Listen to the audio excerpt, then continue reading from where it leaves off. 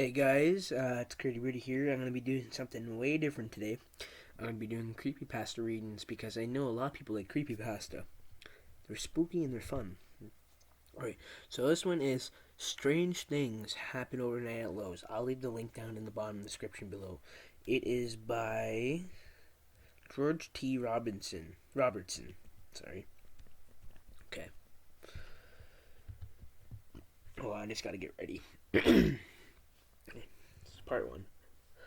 Okay, so about 6 months ago, I started working overnight at Lowe's. Now I really like this job. I get to listen to my podcast and audiobooks. The people I work with are pretty laid back.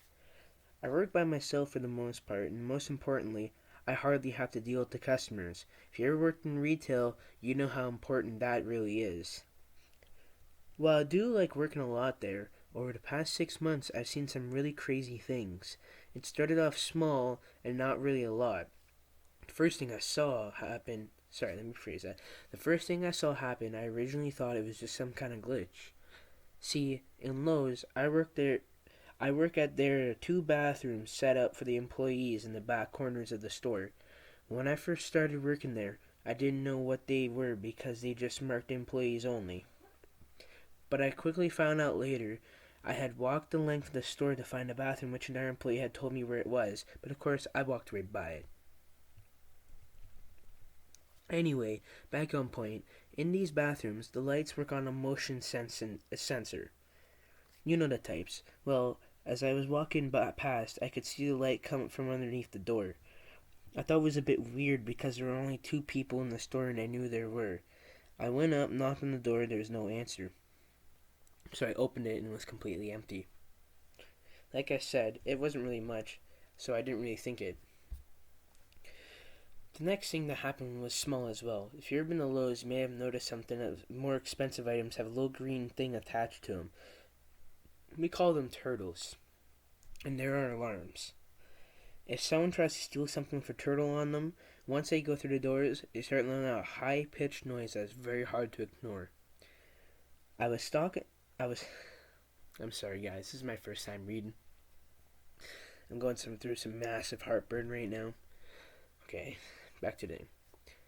I was stalking some chalking, listening to Adam Carolla podcast.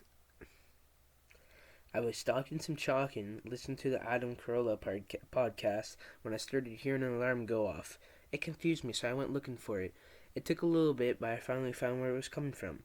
It was a drill that was sitting on the ground, not right up front either. It was buried about 4 drills deep and under another display. I was pulling the drills out to get to the one that had the turtle going off. Another one next to me started going off. I'll tell you, I nearly jumped on my skin. I radioed my manager, Mike, and told him about it, and he said that is okay. Those things go off all the time. What was weird that at the exact same time Mike told me that, both turtles shut off. I chalked it up to a coincidence and nothing more. Oh, how naive I was.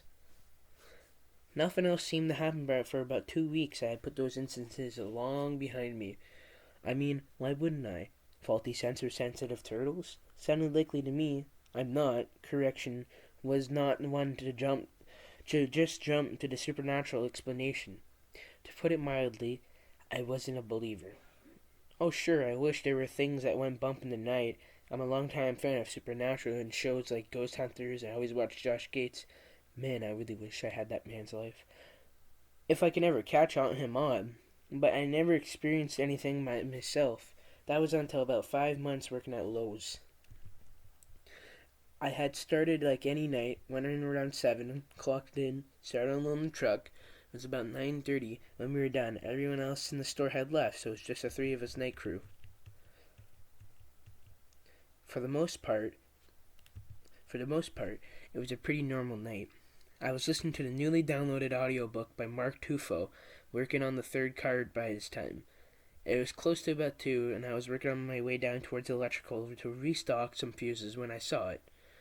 Honestly, I just kind of stood there more about a minute or two trying to make heads or tail on what I was seeing, because a little bit over halfway down the aisle was an arm sticking out from underneath the shelving racks. It kept moving around like if someone was trying to reach underneath their couch to look for the lost remote. Once I got some of my wits back, I called Mike. Mike, I said. Yeah, what's up? Mike called back. Mike, I got him an arm, I tried to say. Oh, that thing, Mike said, surprisingly unsurprised. Yeah, don't worry about it, just don't get too close. It tends to get a bit grabby and it's fast and it reaches further than it looks, so just stay away from the aisle for now. I was actually flabbergasted how Mike was talking about it. Uh, I said, really not knowing what else to say. What aisle is it in, by the way? Mike asked. Aisle 13? Okay, just steer clear of it for now. I'll explain more later on. What I have come to understand that no one really knows anything about the arm. It shows up, tries to grab things and pull them under the shelving. That's about it. I've seen it about 7 times now, but never in the same aisle, and either it never shows up at the same time. The only thing it seems to be consistent is that it's always gone back underneath the shelving just before a forearm. One time I saw it, I chuckled and I chucked a can of spray paint at it. The moment I hit the aisle forearm, the arm shot out and snatched it and sucked it back underneath the shelving. And when I say shot it out, I mean shot it out. It must have reached 3 times the length of the normal arm and pulled it back underneath the shelving in less than a second. After I saw that, I followed Mike's suggestion. I avoided those aisles that I was in until it went back underneath itself. That's all the time I got for now.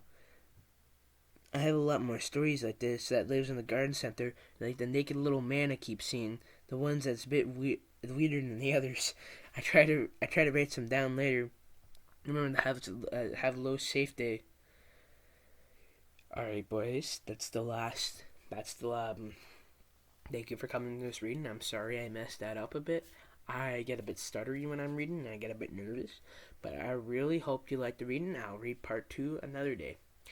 Thank you for watching my video, and I will talk to you all later.